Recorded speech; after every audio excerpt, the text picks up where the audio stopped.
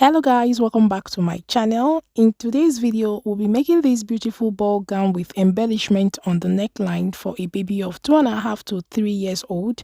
The inspiration of this dress is from this picture right here, but I made some changes to the style due to the amount of fabric I worked with. The fabric in the inspiration photo is a medium weight fabric. It could be a brocade, mikado, or damask as the case may be. I made mine using Ankara, a leftover fabric from an old project. So if you like to see how I made this dress, keep watching. Do not forget to like, share and subscribe to the channel.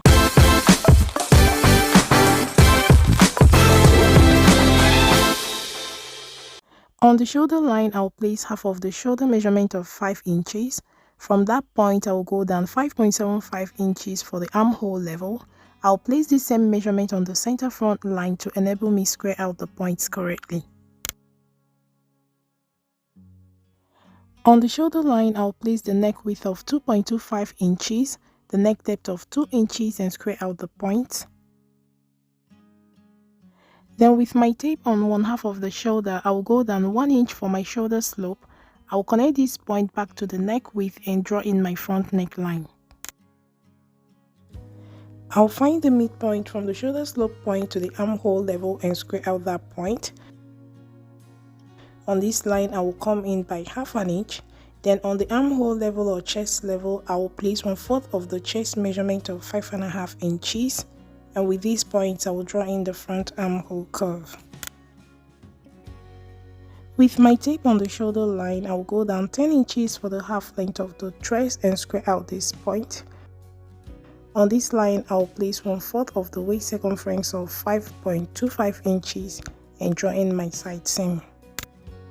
On the waistline at the center front, I will go down 0.25 inch for stomach ease. I will connect this point back to the waistline. This line becomes my new waistline and I will cancel out the old one. With my tape on the shoulder line, I will go down 5 inches for the two part of the dress.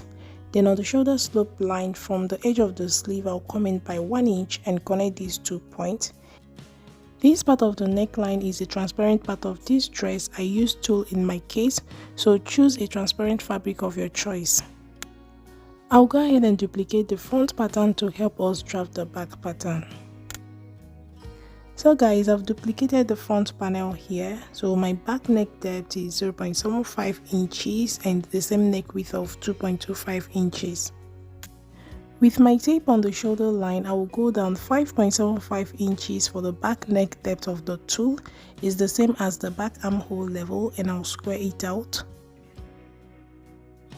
On the waistline on the center back, I came up by 0.4 inch and connected it back to the waistline to remove any zip bulk. When I attach my zip, this new line becomes my new back waistline and I'll cancel out the old one. Here I'm indicating my 1 inch zipper allowance. The upper part of the bodice will be cut in tulle and the lower part in Ankara, and that was all I did for the bodice of this dress. The rest of the pieces like the sleeve and the lower part of the dress, I will leave their measurement on the screen as we proceed. I'll go ahead and cut out my pieces. These are the materials I'll be working with. I have my invisible zipper. I have these beads to accessorize the neckline, but I switched these beads for a smaller rhinestones because I felt these were a little bit big. I have some tulle here, a cotton lining, and this Ankara piece from an old project.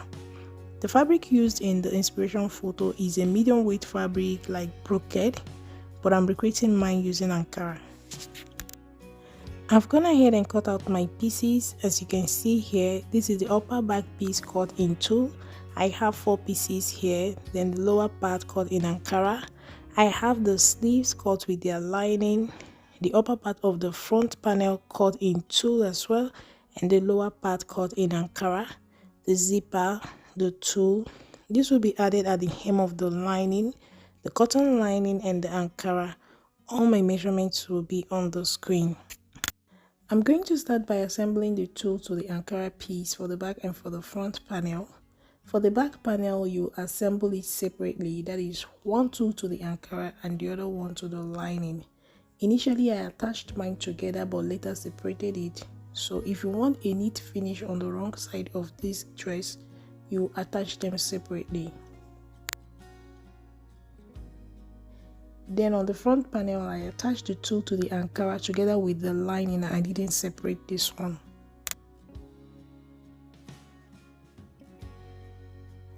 For the front panel, I sewed the two pieces of the tulle together on the seam allowance line around the neckline to have it in one piece. This stitch is important when you get to attaching the collar of the dress. So guys, this is what it looks like. I'll go ahead and attach it to the neckline of the front and turn it out using the lining. So I first attached the tulle to the Ankara piece like you see me pinning in the video. Then I sandwiched the tulle in between the Ankara and the lining to attach the lining. I have attached the tulle to their respective Ankara piece like I earlier mentioned. Here I attached the back piece together with the lining, which I later separated. So when you attach your back piece separately, and by this I mean the tulle to the lining and the tulle to the Ankara piece, then you will join them together at the shoulders only for this next step. I'm going to attach the front and back panels on the shoulders, and I'll be doing this using the French seam. So with the right side of my front panel facing down and the wrong side facing up, and the wrong side of my back panel facing down and the right side facing up, I will attach the front and back panel first at the shoulder. I will flip it now to the right side facing each other, and I will attach with a straight stitch. Remember, my seam allowance is 0.25 inch. So whatever I'm sewing is within this 0.25 inch. So guys, I've attached the front and back panels on the shoulder, and this is what we have. I have also ironed in the zipper allowance on the back piece. So the next thing we are going to do is to attach the sleeves. The length of my sleeve is 10 inches on fold and the width is 8 inches, and this includes seam allowance to join to the shoulder and seam allowance for the elastic channel. I will sew in the elastic channel together with the lining and pleat in the cap of the sleeve to the armhole circumference of the bodice.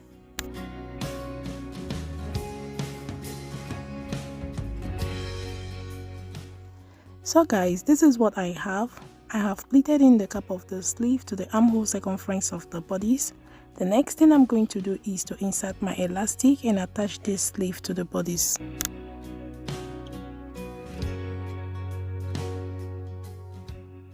So guys, before you go ahead and attach your sleeve, you're going to attach the side seam of your bodice first if you want a neat finish on the wrong side like what you're seeing now.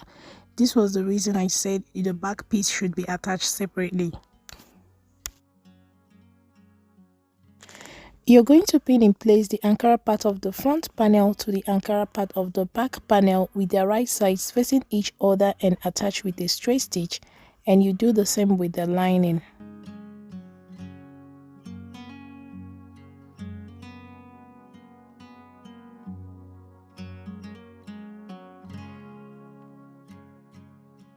I have done that, and this is what I have. I'm going to match up the seam line and push the seam allowance to the front panel so that it doesn't show on the back because of the tulle, and I'll go ahead and attach my sleeve.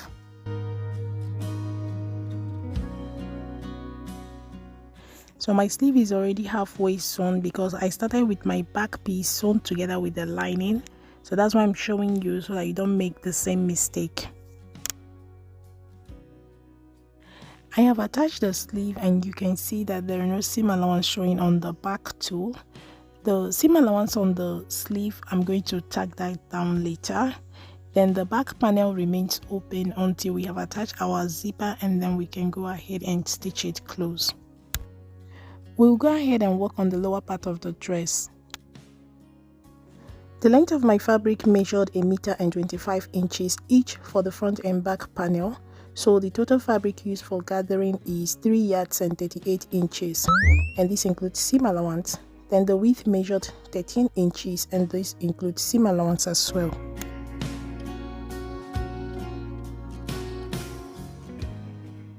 The total length of fabric for the lining measured 2 yards and 32 inches. So I have 2 pieces of fabric here that will be joining into a long rectangle, and the width measured 11 inches, and these include seam allowances. I reduced the width of the lining to 10 inches, and this includes their seam allowance. So after sewing, it became 9 inches. I'll go ahead and gather the fabric to the waist circumference of the bodice and attach it to the bodice. So guys, I've gathered the fabric to the waist circumference of the bodice and have attached it to the bodice, the lining to the lining, and the ankara to the ankara. So the next thing we're going to do is to attach our invisible zipper. Before I go ahead and attach the zipper, I'm going to iron on a medium weight interfacing on the seam allowance of the zipper on the tool to give it a little stability. I have ironed on the medium weight interfacing on the zipper allowance, and I ironed it a little bit past the seam line where I'll be running my stitches so that my tool does not rip open. I'll go ahead and install the zipper.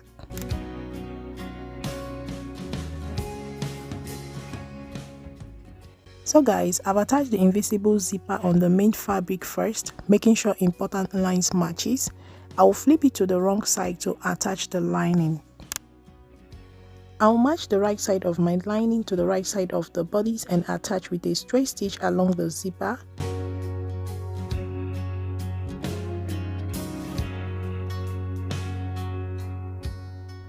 Once that is done, I will trim down the excess seam allowance to the width of the zipper along the tool to give it a clean finish.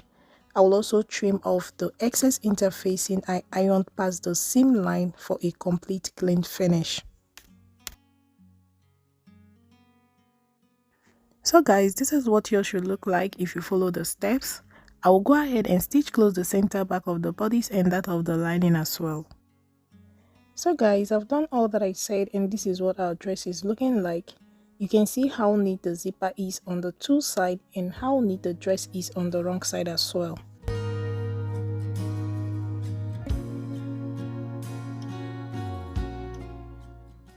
Now the next thing we're going to do is to attach the lining to the ankara on the waistline to secure it.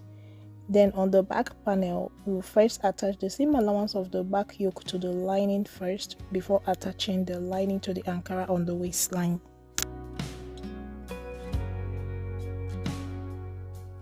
I've gone ahead and cut my tool into strips, and I have 8 pieces here, but ended up using 15 pieces of these. Each piece measured 58 inches in length and 5.5 inches in width. I will gather them to the circumference of the lining and attach to the lining. I've cut out these 2 pieces for the collar. The full width of each piece measured 2.5 inches, and this includes seam allowance. Unfold measured 1.25 inches, and I've ironed in 0.25 inch on the side that will be top stitch on the right side of the collar. So the width of the collar after sewing will be 1 inch, and the length of the collar is half of the full neck circumference. So I'm just covering the edge of the collar the way we curve our shirt collar, and I'll stitch it down. This side is going to be in the center front of the dress. So guys, I've stitched close the curved side of the collar. Remember, I have 2 pieces of this, and I've ironed in 0.25 inch seam allowance on the side that will be top stitch on the right side of the dress.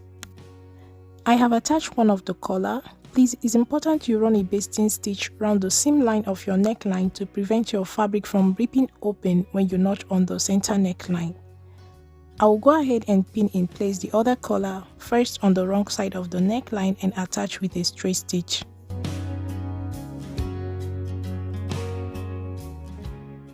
I have attached the collar to the wrong side of the dress, making sure the curved sides of the collar on both sides kisses at the center of the neckline.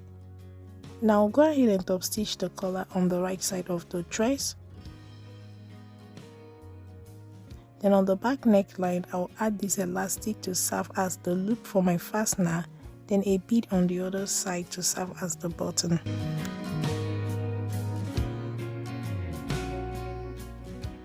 So guys, I've done all that I said, and this is what the dress is looking like. The bead will be added there much later.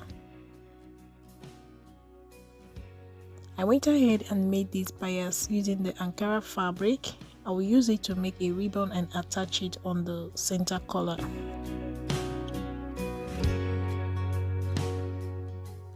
I have attached the ribbon to the center of the collar. I secured the center of the collar to the ribbon and added an embellishment to jazz up the ribbon. The next thing I'm going to do is to add the beads. These were my first choices, but I found them a little too big, so I switched to something smaller. I'll go ahead and add the beads and I'll show you guys the final look. So guys, here is the final look. The dress came out very beautiful and full. If you have enough tulle and you want more volume, add yours midway, like 4 inches from the waistline, and attach it on the lining.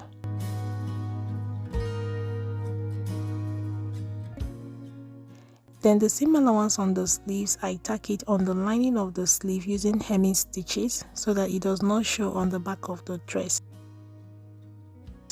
And that's practically all I did. I'll go ahead and trim off the excess of the tulle. Do not forget to like, share this video. Leave all your questions in the comment section and I'll see you guys in my next one. A bientôt!